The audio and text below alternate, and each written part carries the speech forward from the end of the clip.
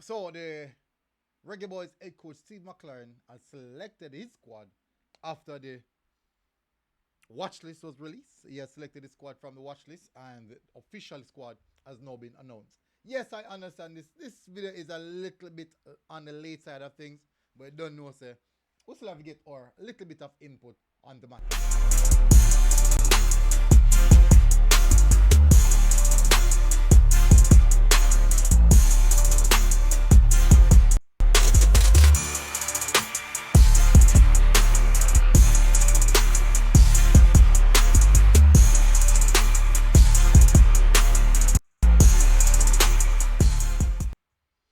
All right, so welcome back, people, to MG Sports TV. Thank you very much again for tuning in.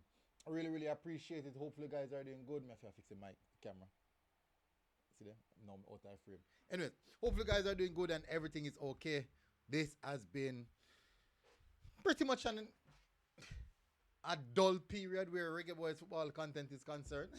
Not much happening, more so than Whisper and Kyle Dixon kind of pulling the Reggae Boys world apart. But I don't know. Soon touch upon that on a different time. Anyways, big up on yourself. Hit the like button. Hit the subscribe button. Thank you very much again for tuning in. Really appreciate it. All right, so this is the squad for the upcoming games in September. Well, we're in September now.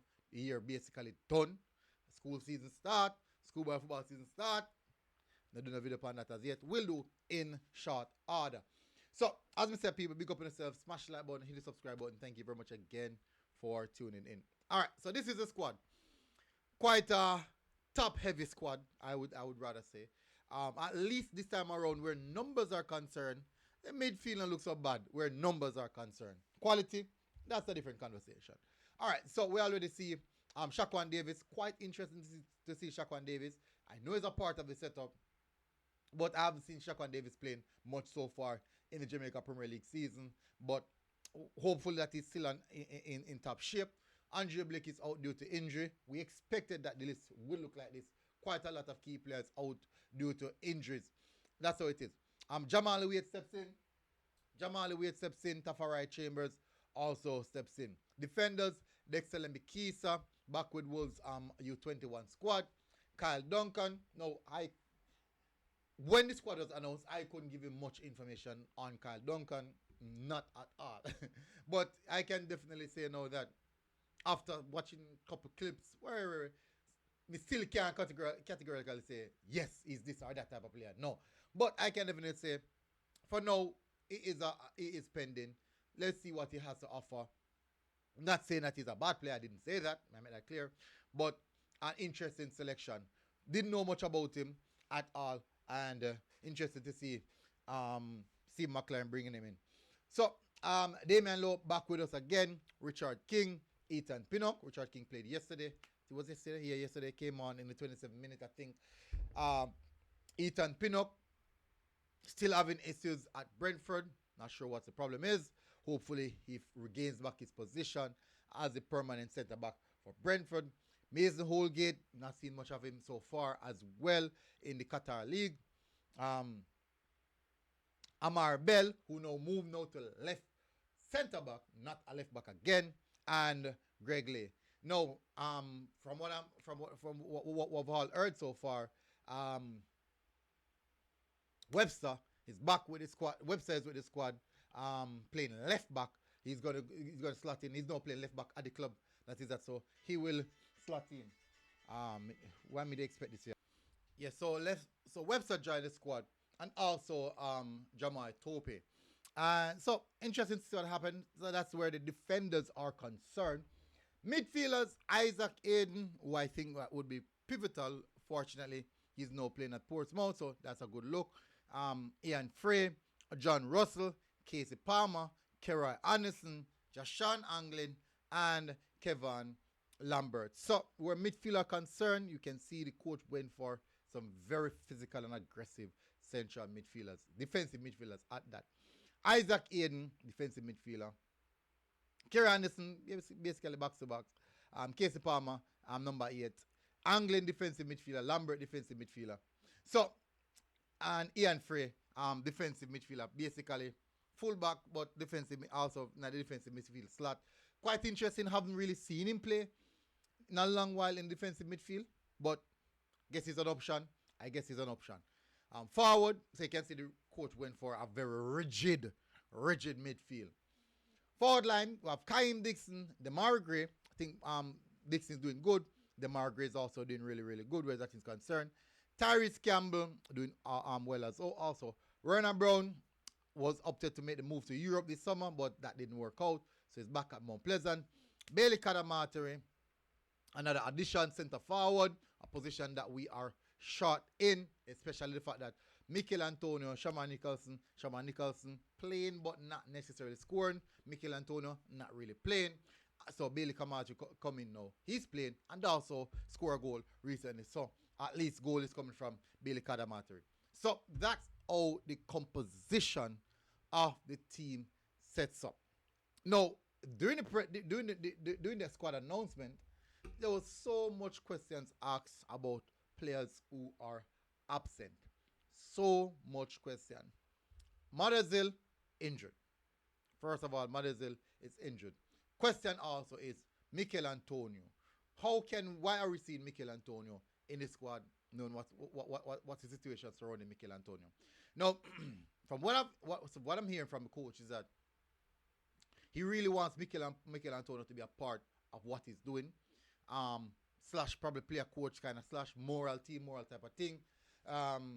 Yes, people might say, boy, that's not what the squad need, but really and truly, that is something definitely the squad need. If you really look through the squad, you realize that where seniority is concerned, maybe not just seniority, but bulk of experience is concerned. Maybe Ethan Pinnock, Isaac Eden. But I'm going to speak about not just international experience, but experience of playing at the highest level. And the fact that Mikel Antonio is also one of the leaders in the dressing room. So basically, these are the characteristics that the coach said we need it in the dressing room. The leadership, also to put a bit of extra pressure on the strikers, the attackers, and maybe on should I say, a little bit of the coaching aspect of things, because we all know the direction where his career is going right now. But the coach definitely wants him to be a part of the squad. So then now the absence of Ravel Morrison. So there's a lot of persons asking about Ravel Morrison. Ravel Morrison still at this present moment unable to find a club. So he's not playing necessarily any competitive football.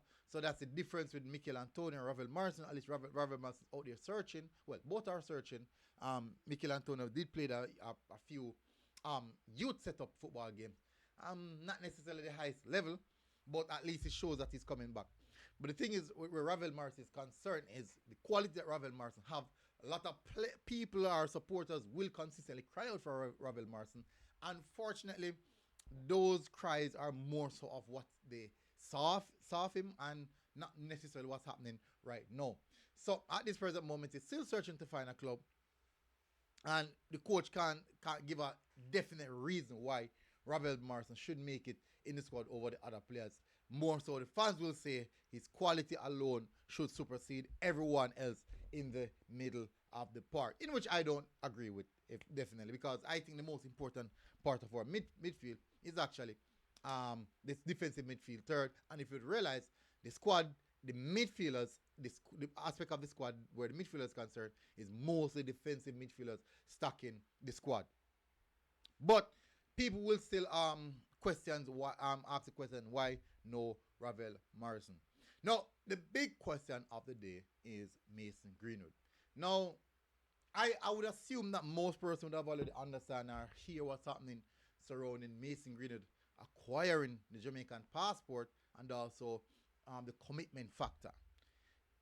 Now, I do think a lot of media houses supposed to already mention the APAC, whereas a player in League acquiring passport for nations in Africa and the Caribbean region, what does that do for them?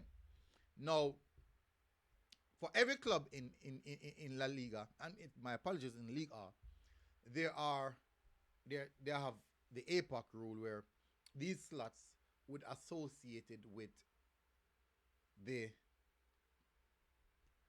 African region, Caribbean region.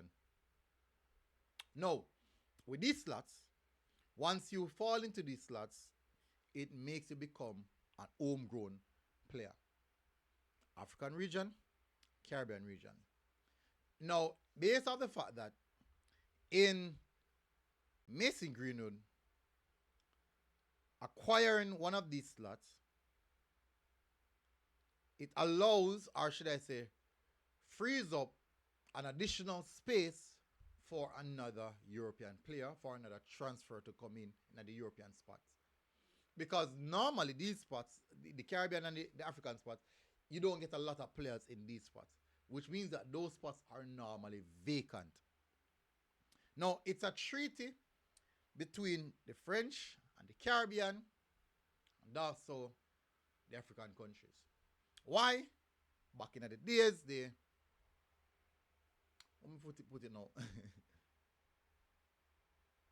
The colonialism issue between France, the Caribbean, and the African region.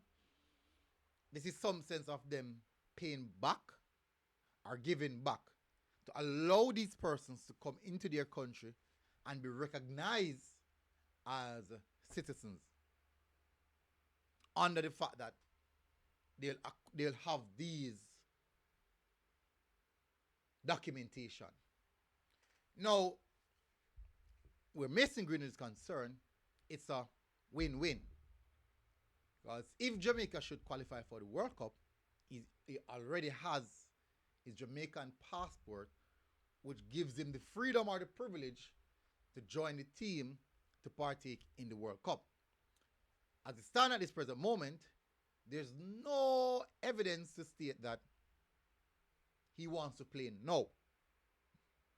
But I do believe from what we're hearing at the grapevine that if we make it to the World Cup, possibilities are I'm going to see him. Now, we have been preaching for a good while that Mason Greenwood will be coming. Yes, because we know that he sorts out his passport. His documentations are all sorted. Problem is, when will we see him on the pitch? And as I said, with him acquiring the passport, it was definitely beneficial to him and the club Marseille of him acquiring that passport so they can utilize that rule to make one of the European spots vacant so that the Marseille team can explore a little bit more in the transfer market. And it's not a case of which Mason Greenwood automatically become, no, he's not become a French citizen, but you just put him in the homegrown slot. It just puts him in the homegrown slot, which means that another space is open. And as we say again, it's a win-win for Mason Greenwood because he now has the passport and can decide if he wants to come and play if we make it to the World Cup or not. So commitment, yes, there's no commitment here where Jamaica is concerned. So people can cuss all who they want cuss. This is solely down to the players doing. Anyways, big up on yourself, people. Smash the like button, hit the subscribe button. Squad, I think it's a decent squad. Now go cuss, now complain. No Bailey, no Blake. So you know, a few key players are out. But I think we still can get the job done. Anyways, tell me what you think in the comment section, people. Big up on yourself, smash the like button, hit the subscribe button, and I'll see you guys again. Until next time, MG Sports TV are out. God bless. Boom. Outside.